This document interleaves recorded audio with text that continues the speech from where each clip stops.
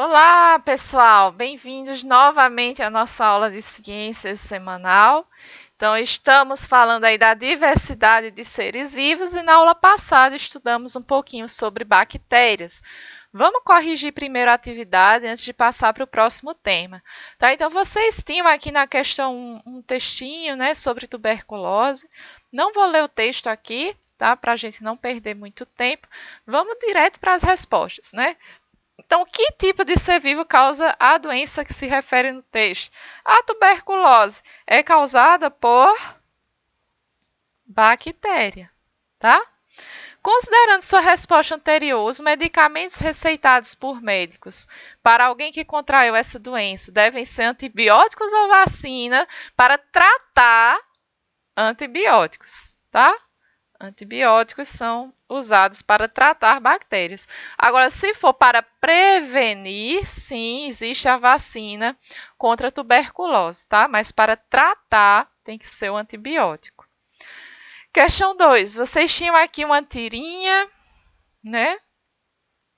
Vocês tinham uma tirinha, né, que falava aqui sobre salmonela, né? E a questão dizia assim: o nome salmonela designa seres vivos do gênero Salmonella.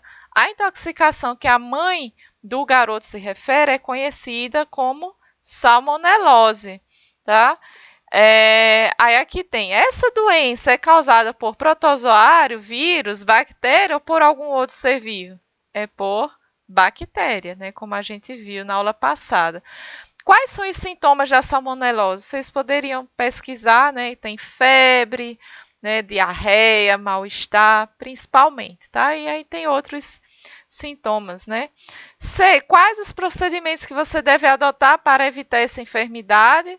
Né? Cozinhar bem os ovos, não consumir ovos crus, né? Conservar de maneira correta esses ovos, né? Na geladeira, né? Para que eles não estraguem, tá? E sempre a questão da higiene, né, gente? Lavar as mãos, né? E os alimentos antes de consumi-los, tá? E a questão 3, né? As bactérias têm má fama por causarem doenças. Todas as bactérias causam doenças no ser humano? Não, tá? Nós temos também as bactérias que são benéficas, né? Como a gente viu na aula passada. E aqui vocês iam citar exemplos, né? Tem vários exemplos, né? Que eu mostrei para vocês. Né? Uma importância é a questão da decomposição, né? Elas são organismos decompositores, né? Fazem a reciclagem da matéria orgânica, né? Também são importantes para a indústria farmacêutica, mas também para a indústria de alimentos, né? A indústria farmacêutica na produção de medicamentos, de vitaminas, né? Até mesmo de antibióticos, e na indústria de alimentos, né? Produção de queijos, laticínios e vinhos, tá? Vocês poderiam citar aqui várias coisas, né? Que a gente discutiu. E hoje nós vamos falar sobre o reino protista, tá? Que é formado por algas e protozoários. Olha aqui, algas, né? E os protozoários, mas a gente vai focar mais hoje nos protozoários, tá? Mas todos os seres que fazem parte desse reino são seres eucariontes, diferente das bactérias, né? O que é um ser eucarionte? A célula, né, dele tem um núcleo, né? Tem um núcleo organizado, tá?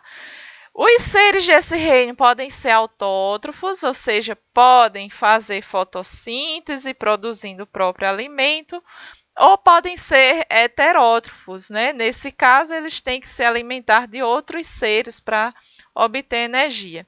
E eu também tenho seres aqui uni ou pluricelulares, de uma célula ou de muitas células, tá? As algas são os seres autótrofos desse reino, enquanto os protozoários, eles são heterótrofos, tá? As algas, a gente pode ter algas unicelulares, como essas aqui da imagem, mas também podemos ter algas pluricelulares, tá? Também. Já os protozoários, não, todos eles são unicelulares, tá? As algas, elas são muito importantes porque elas são a base da cadeia alimentar dos ambientes aquáticos, como a gente viu lá na parte de ecologia, tá? Então, muitos seres dependem dessas algas, né, para se alimentar, né? Elas também produzem oxigênio, tá? Elas são consideradas o pulmão do mundo, porque elas produzem boa parte do oxigênio que, né, os seres vivos precisam para sobreviver, tá? Já os protozoários, né, eles são muito conhecidos por causarem várias doenças que acometem os seres humanos, tá? Vamos falar um pouquinho mais sobre os protozoários?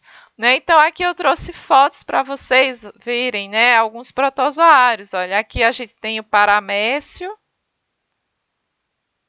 que é esse protozoáriozinho que vocês estão vendo, tá? E aqui a gente tem, né, o protozoário que causa a leishmaniose, que é a leishmania, tá? Olha só, eles são morfologicamente diferentes, tá? A gente também tem uma infinidade de formas, tá, entre os protozoários. Então, os protozoários, todos eles são unicelulares e são heterótrofos, ou seja, eles se alimentam por ingestão, tá? Ou então eles são parasitas, parasitas de outros seres vivos, tá?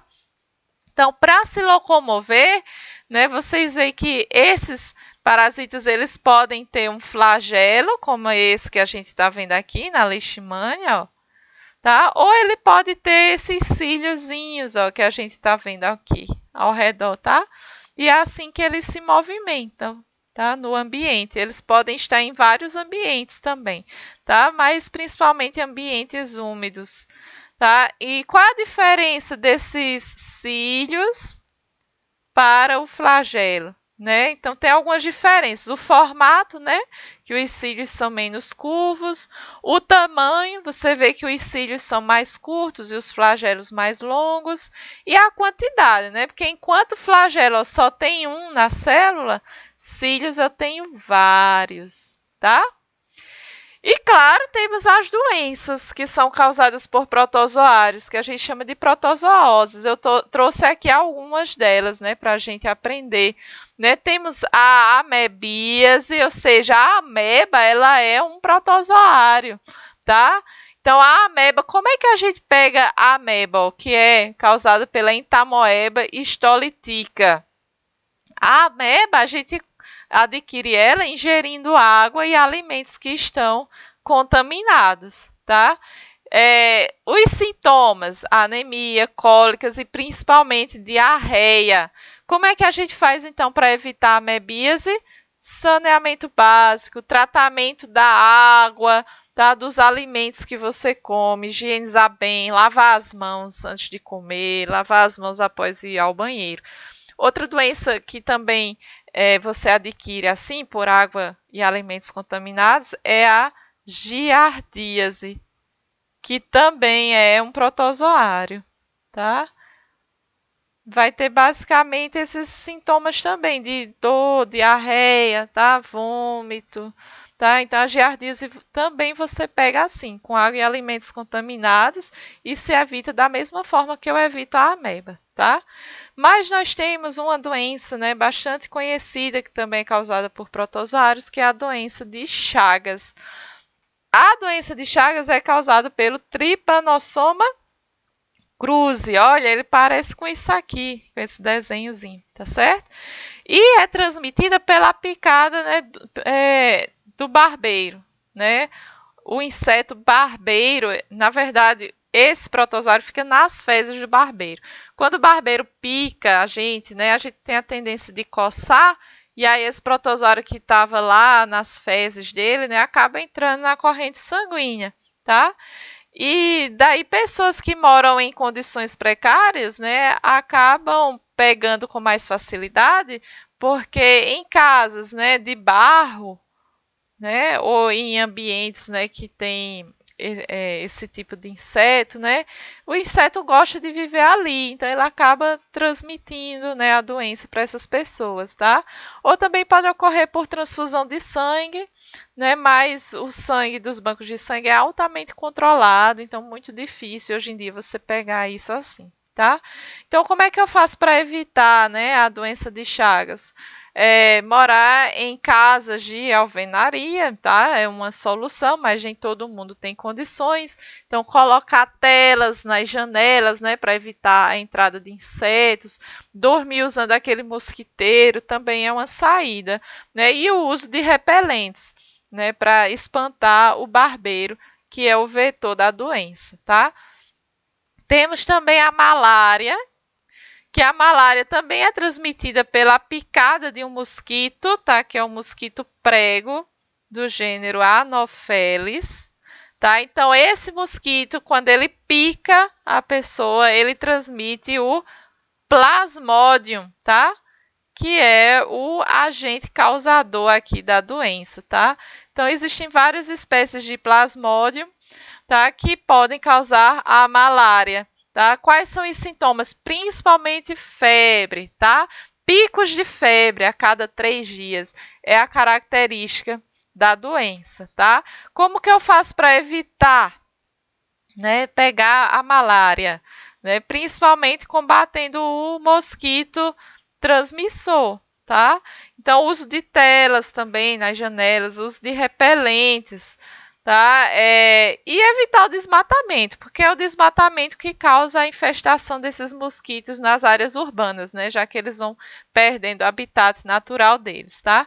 Então, em relação à malária, o ser humano é considerado o hospedeiro intermediário, né? E o mosquito é um hospedeiro definitivo. Mas temos ainda a leishmaniose, tá? Que causa a úlcera de Bauru, né?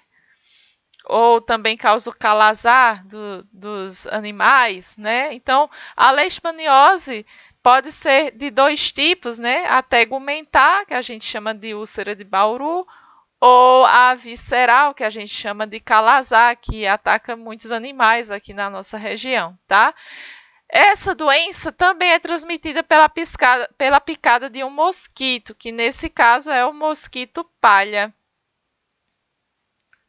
Tá? Mosquito palha transmite, então, a leishmania, tá? Que é o gênero causador dessa doença, que é um protozoário, tá? No caso da tegumentar, é a Leishmania brasiliensis, no caso da visceral, é a Leishmania chagas, tá? E a tegumentar vai causar lesões na pele, tá? Enquanto a visceral vai causar lesões nos órgãos internos. Tá? E como é que eu evito? Olha, se é um mosquito que causa a doença, eu tenho que combater o mosquito, né? Tem que dar um jeito de me livrar do mosquito, que não é fácil. Então, por isso, o uso de repelentes também é bastante útil, de mosquiteiros e telas nas janelas, tá, gente?